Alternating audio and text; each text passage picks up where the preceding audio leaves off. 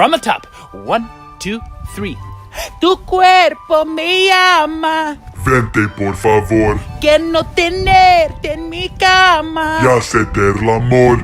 Nice! You fucking nailed it! So assuming that Bonnie wasn't a cellophane pup and she was actually real and could understand the words that you were saying, and assuming, of course, that your face didn't look like Frankenstein just got beat to death with a shovel and meat cleaver at the same time, you'd be getting some serious action! Pow pow! Hey guys, we're back. Me and Hector are just getting touched up on our Spanish because the UFC is making its way to Buenos Aires, Argentina.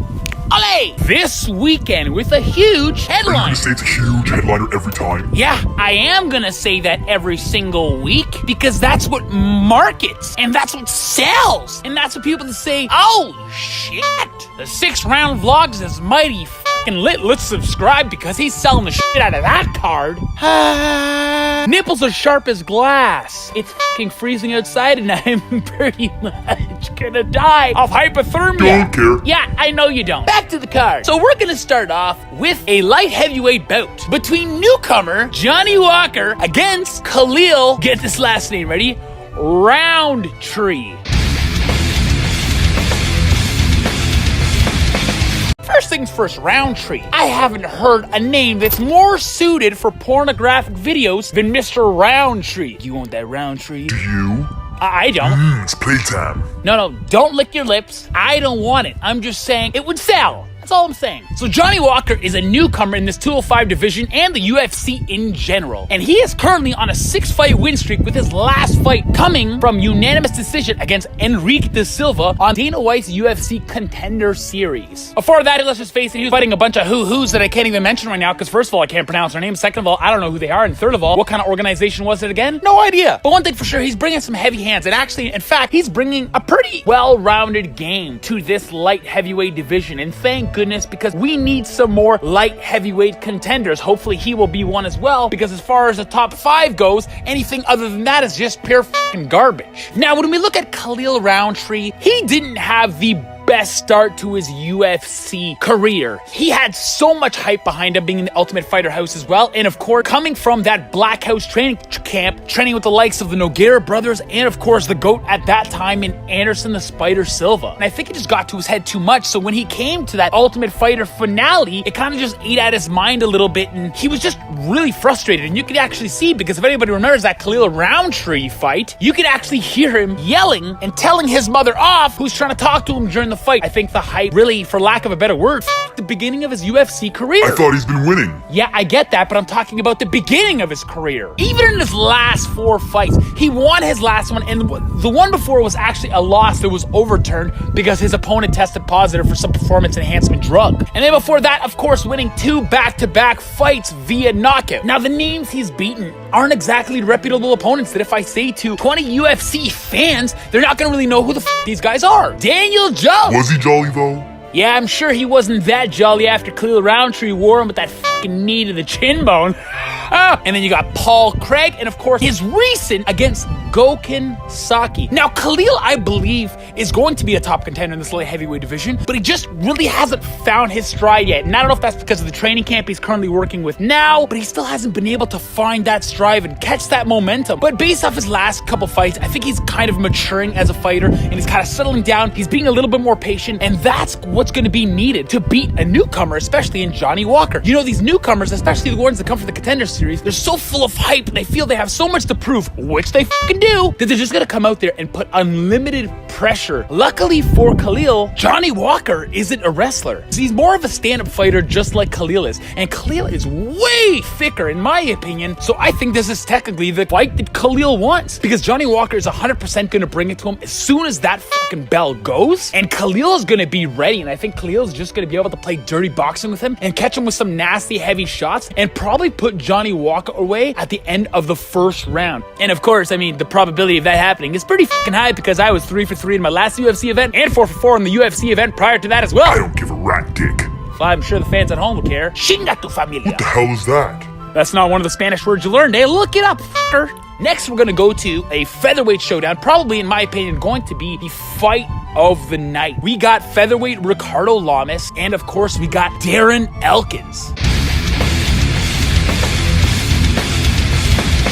Now let's start with Darren Elkins. Is he the most technical of strikers? Absolutely not. But he has proven time and time again, first of all, that his cardio isn't an issue. He can go full 15 minutes. He can take a damn shot. He's amazing on the ground. Well, half decent. He's beat huge fucking names on the roster. He's taken out Dennis Bermudez and Michael Johnson. And of course, losing to my boy, the little heathen Jeremy Stevens eons ago. I like that word today. And the one thing about Darren Elkins too, minus the last fight because it was a loss, but prior to that, he strung together an amazing, impressive 6-fight win streak. Now, is that something we could say to Ricardo Lamas? Absolutely not. Having said that, Ricardo Lamas was on a tear when he first came into the UFC, just knocking out everyone, finishing everyone with his amazing kicks, his amazing ability. He's just a scary motherfucking individual. But when he had his first title shot against... Wait, why is your chain off? I was hoping you wouldn't notice. Put it on before I hang you with it. It's just really cold, and I'm gonna get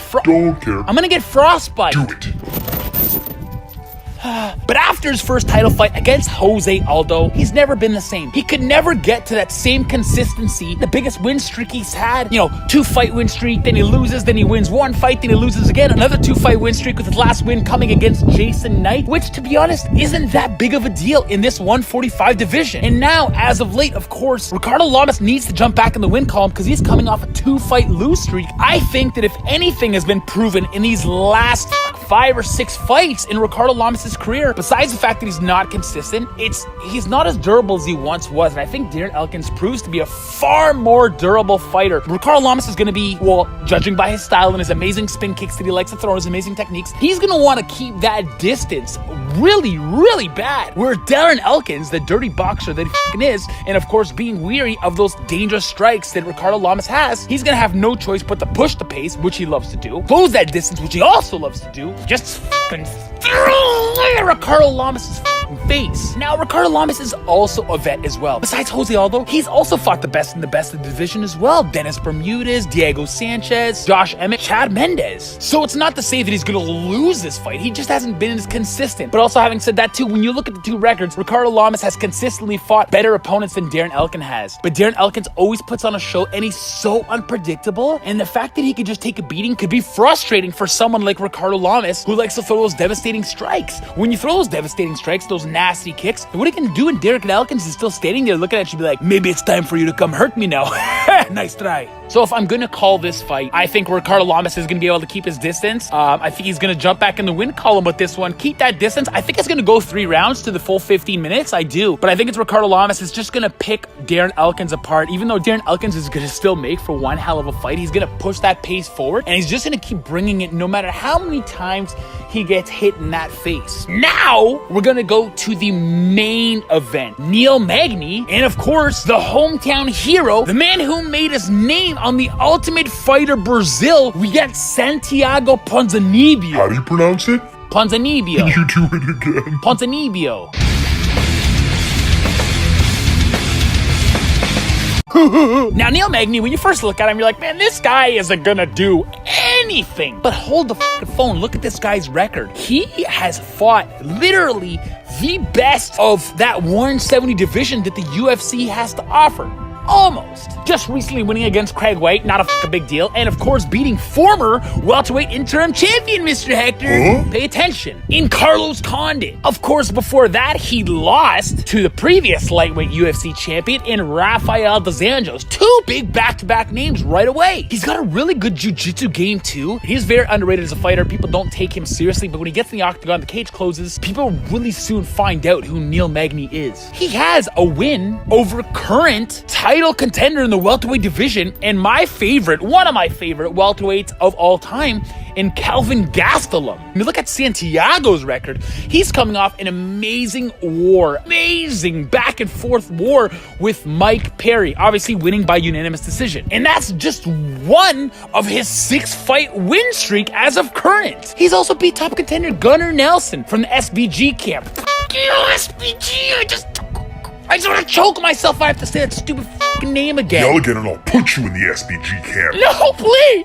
I would much rather be here, please! But when it comes to Santiago, I don't want to say he's a one-trick pony because his cardio tank really isn't too much of an issue. He can go the full 15 minutes. He's proven it numerous times. He can also knock people the fuck out. He is very, very strong. When it comes to submissions, although he has them, he doesn't like to use them. He doesn't like to go to that skill set. And that's cool. It's entertaining for the fans. But when it comes to Neil Magny, you better get that jiu-jitsu game ready. You better get that wrestling defense ready because Neil Magny is going to want to take this to the ground and make this a dirty ground and pound fight and try to get that submission victory. Santiago's going to have a problem, I think, if he can't keep that distance and slug him with those big fucking power shots that he has, which, mind you, I think is going to be very hard because Neil Magny has a super, super long reach. I think Santiago could have an issue here. And Neil Magny's, like, striking, I'm not talking about it overly too much, but he is very creative. He's very methodical with the striking too, where Santiago's still one of those fighters too. We saw in the Mike Perry fight where he kind of just likes to put his head down, he sees red, he smells that blood, and he just wants to go in there and start wailing until you go to sleep. You're just going to tire yourself out, and that's exactly what Neil Magny wants. I think Neil Magny is going to steal this from the hometown hero.